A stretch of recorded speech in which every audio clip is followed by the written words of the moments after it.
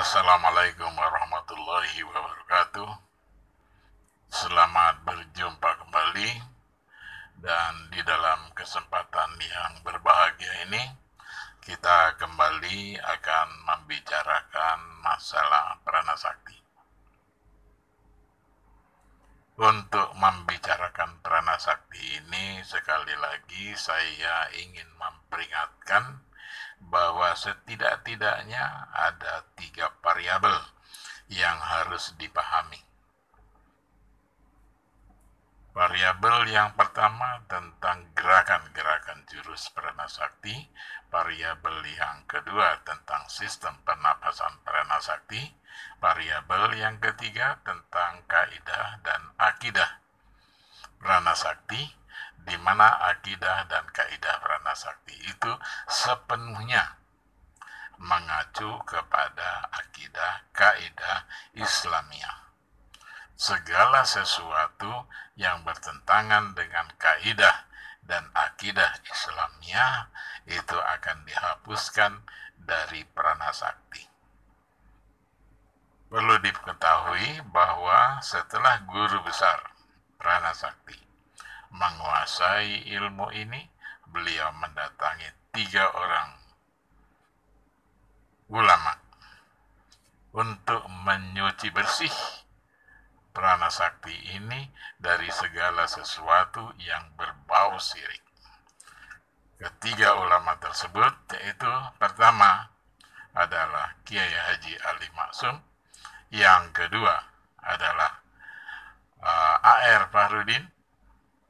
Kalau Kiai Haji Ali Maksum dari NU, A.R. Fahrudin dari Muhammadiyah, dan yang ketiga adalah seorang ulama yang terkenal yaitu Buya Hamka, seorang penulis buku tafsir Quran yaitu Tafsir Al-Azhar. Di dalam perkembangan pranasakti itu telah dilampaui tahap-tahap yang saya nilai sebagai revolusi.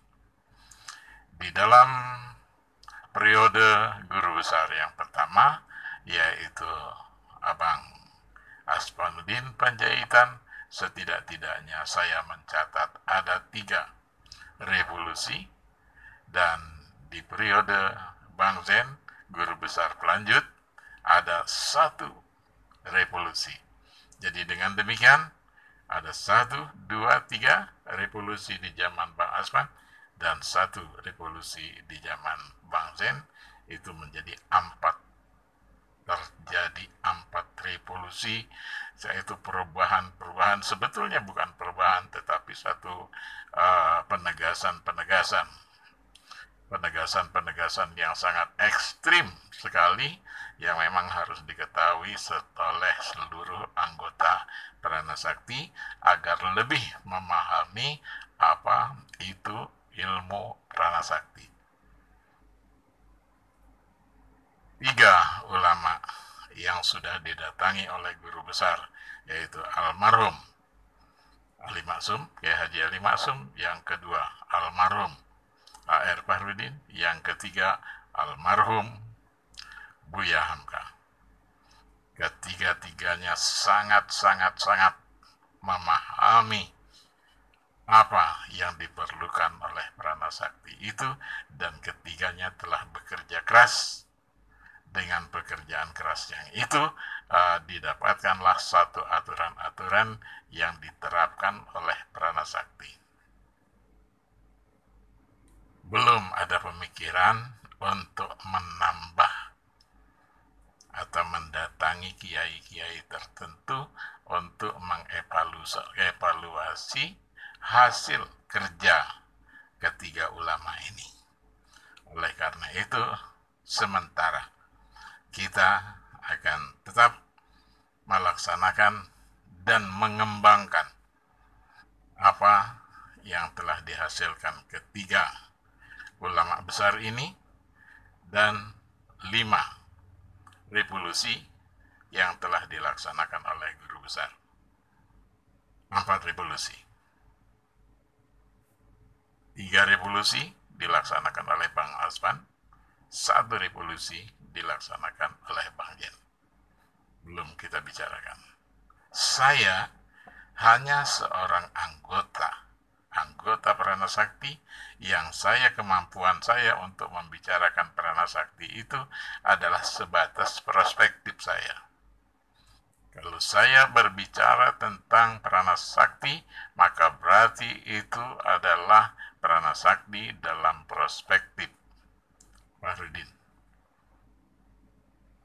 Tentu saja, pada saat Bang Jendulo, Bang Asvan almarhum berbicara, saya tidak memiliki kemampuan untuk membicarakannya kembali secara keseluruhan persis seperti apa yang beliau bicarakan.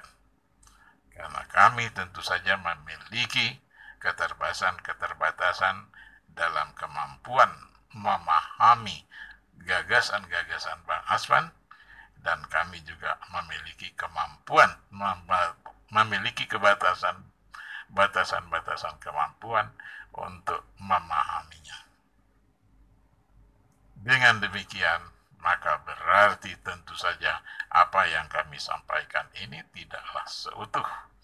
Apa yang pernah beliau pikirkan tidak seutuh apa yang pernah beliau ucapkan, tidak seutuh apa yang beliau telah lakukan. Saudara-saudara sekalian, lalu untuk apa saya membicarakan masalah ini? Saya membicarakan masalah Pranasakti ini dengan satu harapan, agar ilmu Pranasakti tidak hilang. Kenapa? Karena sepengetahuan saya, Bang Asvan tidak menugaskan anak buahnya, stafnya, untuk menulis secara utuh. Bang Jen tidak menugaskan anak buahnya menuliskan secara utuh apa-apa yang beliau lakukan. Dengan demikian, kalau seandainya di antara anggota-anggota Pranasakti itu tidak ada yang membuka diri untuk menulis, tidak membuka diri untuk membicarakannya, tidak membuka diri untuk mendokumentasikannya, maka ilmu ini tidak jaminan akan tetap ada. Loh, kenapa harus ada?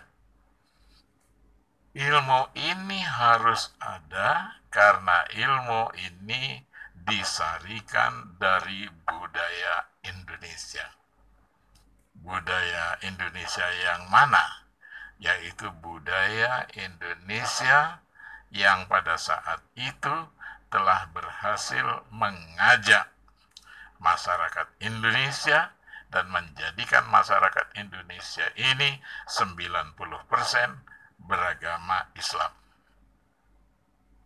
Pada saat itu agama Islam dikembangkan atau didakwahkan oleh ulama-ulama pada saat itu, dan ulama-ulama itu mengalami keberhasilan yang luar biasa setelah mereka sukses untuk 3 hal.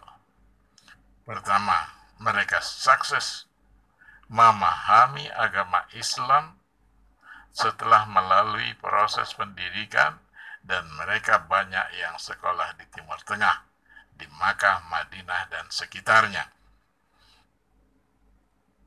Yang kedua, mereka sukses dalam berniaga.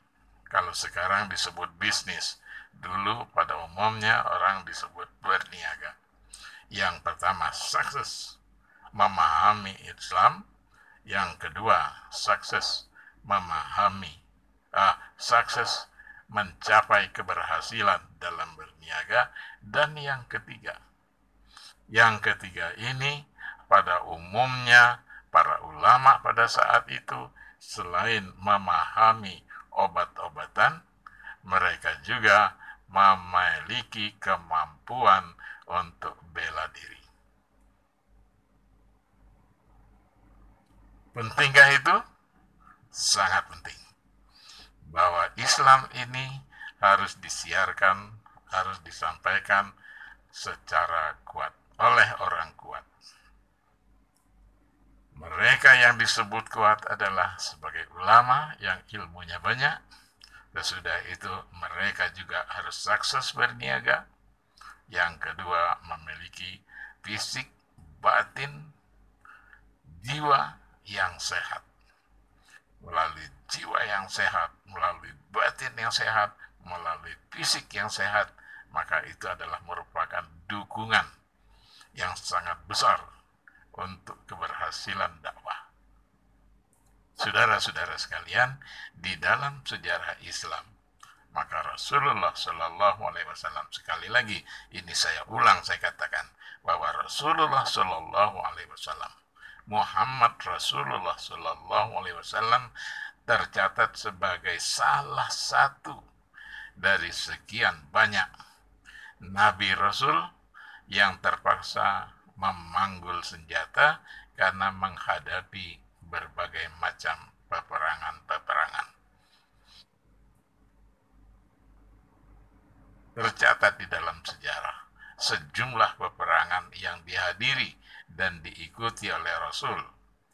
Mereka yang perang itu harus memiliki jiwa yang sehat, memiliki fisik yang paripurna, fisik yang prima, memiliki keterampilan-keterampilan terkait dengan bela diri. Oleh karena itu, maka bela diri menurut Islam, menurut sejarah Islam, itu sangat penting.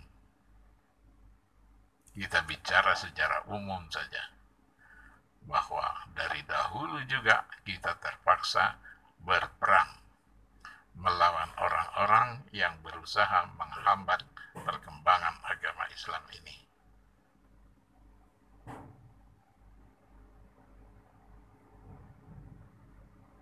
Saudara-saudara sekalian, banyak kisah-kisah cerita tentang peperangan-peperangan.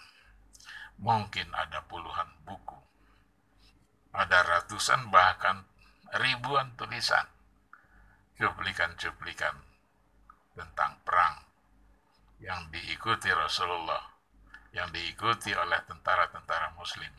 Tetapi uraian-uraian perang yang terkumpul itu pada umumnya adalah merupakan kisah-kisah teladan. Jadi peperangan-peperangan itu melahirkan sejumlah kisah-kisah teladan yang harus kita teladani. Maka dalam mengembangkan Peranasakti ini, maka kita pun harus memperkenalkan kepada para anggota-anggota sekalian tentang kisah-kisah teladan tokoh-tokoh Muslim di mana mereka berperang dengan menggunakan kaidah-kaidah keagamaan sehingga menjadi sejarah yang sangat menarik. Cukup sekian pertemuan kali ini. Terima kasih atas segala perhatiannya. Maaf atas segala kekurangan. Wabillahi taufiq wal hidayah. Assalamualaikum warahmatullahi wabarakatuh.